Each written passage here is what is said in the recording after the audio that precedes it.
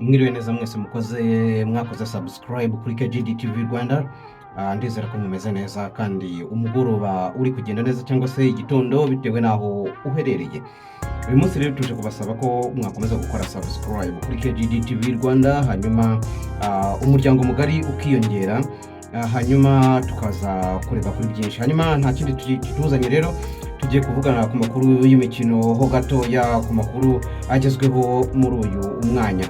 Ikipe ya Manchester United ku munsi w'ejo yatsinze yihanukiriye cyane, hanyuma Arsenal nayo iza gutsinda ikipe ya Sunderland.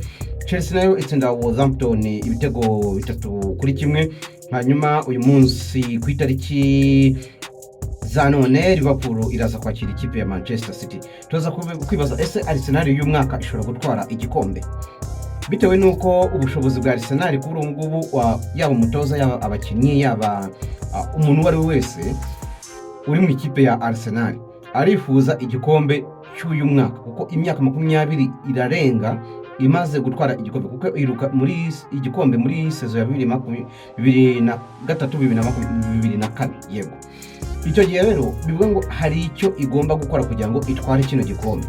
Muri icyo kintu kuba imaze iyo myaka yose, byongeye noneho Mikel Arteta we ubwe akaba amaze sezo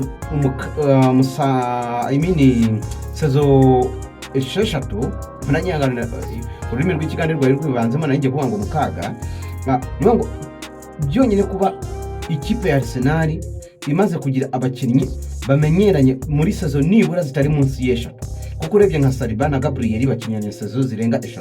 Wareba imbere Gabriel Martinelli yari ahari kuva 2018, ukareba n'abandi bagiye bongeramo babuka Saka n'abakinnyi b'ikipe, ukarenzaho hanyuma umukinnyi nka Zubimendi wemeye akanga kujya mu ikipe ya Liverpool akaza muri Arsenal. Urabona ko deja mu myaka muri season 4 zikurikiranye yakinye muri Real Sociedad yari ataratsinda ibitego amaze gutsinda mu ikipe ya Arsenal, kuko muri Arsenal amaze kugira ibitego 5 niba atari 6. Bivuga ngo ubu ngubu Arsenal iri mu mwanya mwiza kuba yatwara igikombe, kuko urebye amakipe yose bari kugenda bameze nkaho bari guhangana, nuko bigaragaza ko amakipe yose afite intege nkeya, sibyo? Niba uyu munsi Man City idashobora kwizera ngo iraza gutsinda Liverpool, kandi muri season zashize Liverpool aho Man City yagendaga hose ishaka gutwara igikombe, yagitwaraga ari uko ikipe yamaze kugaragaza izo mbaraga nyinshi cyane ku yandi makipe ariyo Man City. Kuri ubu rero Man City siko ikimeze. Man City ubu ngubu iratuje cyane, ni ikipe buri kipe yose yaza ikayihangaraho ikavuga ngo turagutsinda. Turi kumvikana. Arsenal rero byonyine urebye muzamu bamaze gukora clean sheet 13. Muri 13 usibye umukino umwe banganyije 0-0 wa Nottingham, indi mikino yose yagiye nganya, nongo yagiye atsinda clean sheet. Ni ukuvuga ngo Arsenal yabaga yatsinze igitego kimwe cyangwa se yatsinze ibirenzo ariko kubusa. Tukumvikana. Bivuga ngo uyu David Raya byonyine ni umuzamu kakanya, muribuka neza ko uyu David Raya yaje ari intizanyo ya Brentford. Iyi Brentford bazakina n'ubundi kuwa 4, bazakina saa 4 z'ijoro. Arsenal y'uyu mwaka rero itandukanye na Arsenal y'imyaka ishize, bitandukaniye he? Uburyo bwo processing Arsenal ubu ngubu ntabwo yitaye ngo turakina umukino mwiza. Mbere yagendaga yita cyane kuri possession, ariko uyu munsi Arsenal niba urebye neza match ya Sunderland, hari iminota yagendaga ukabona hagati y'iminota 30 na 50, ukabona hagati aho ukabona Sunderland iri guhaga cyane ikipe ya Arsenal. Yewe no mu minota ya nyuma Sunderland yahushije uburyo ariho avuye na counter attack, Martinelli yirukankanye umupira akawuta uhereza Jokres agahita atsinda igitego. Arsenal rero uyu mwaka urebye ibimenyetso biracyahari, ariko ntabwo bagomba kwirara. Kubera iki? Man City si ubwa mbere si ubwa kabiri yirukankanye ikipe gutya hanyuma ariko ikagitwara igikombe. Ariko ibyo uyu mwaka ahantu bitandukanye ahantu bitandukanye nuko Arsenal y'uyu mwaka, Arsenal itandukanye n'iz'umwaka washize. Arsenal y'uyu mwaka irapressinga, ukine na baro uyikoresha icyo ushaka, ariko yo ize ikwatake itsinze igitego. Nikibona kandi biraza kukugora kuyishyura.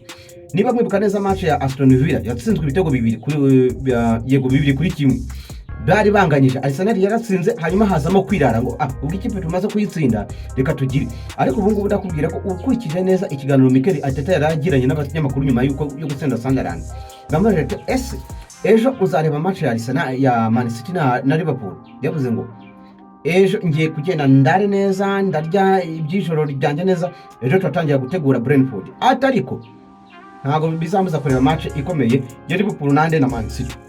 Ni mu kanya rero saa 12 n'igice biratangira, ni kuri Anfield. Ese Liverpool yakora gashya? Liverpool yakuramo Arsenal, yakuzaho neza burundu kuko aka kanya harimo amanota 9 ariko Man City ni ntakina. Bivuga ngo Liverpool gutsinda bita byongera neza bita byongera amahirwe ya Arsenal yo kuba yatwara igikombe, kuko aramutse yagiyemo amanota 9 kuwa kabiri kuwa kane Arsenal zakira Brentford. Iyo Man City turi kuvuga izaba iri gushakisha uburyo ki ikina n'ikipe reka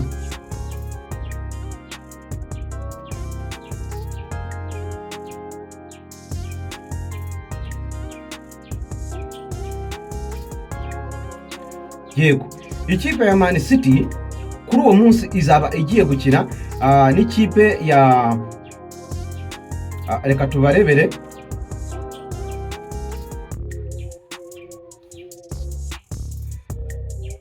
Okay.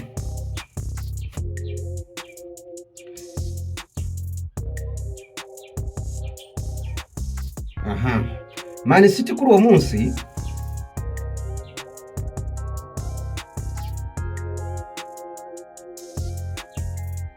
Man City izakira Fulham.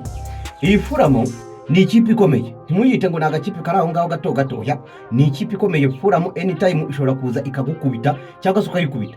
Ni hahandi nyine ikipe itagize icyo yitwara. Bibango rero aka kanya kugeza kuri aka kanya aho tugeza aha ngaha, Arsenal ifite amanota 56, Man City niyo ikurikiye ifite amanota 47. Iyi ikipe ya Unai Emery Aston Villa yo yasigaye igikombe yakivuyeho, kuko nta kuntu wambwira ngo umaze gukina imikino 25 urushwa amanota agera muri 9. Ntago byakunda, ntago byabaho ko Arsenal yakurwaho igikombe na Man City. I mean ni ikipe ya Unai Emery. So bibango rero Arsenal uyu mwaka itandukanye n'imyaka yashize yose. Arsenal uyu mwaka ndayiha amahirwe yo gutwara igikombe. Hanyuma hano mu Rwanda ikipe ejo ku munsi wo kwa gatandatu APR FC yanganyije n'ikipe ya Bugesera ibitego 2-2. Hanyuma mbere yaho Rayon Sport yari yatsinze AS Kigali igitego 1-0. Bibango rero championnat yo mu Rwanda nayo irakomeye, kuko ubu aka kanya ikipe ya APR FC ntago ihagaze neza na Rayon Sport mu kipe yose. Bivuga ngo izi kipe ebyiri zo muri Sudan uko zaje muri Sudan zivuyeyo zikaza gukina muri championnat y'u Rwanda biri totally different, bizirarusha pe, kuko polisi yaragiye hanyanyaza ariko birangira agakosi gacitse.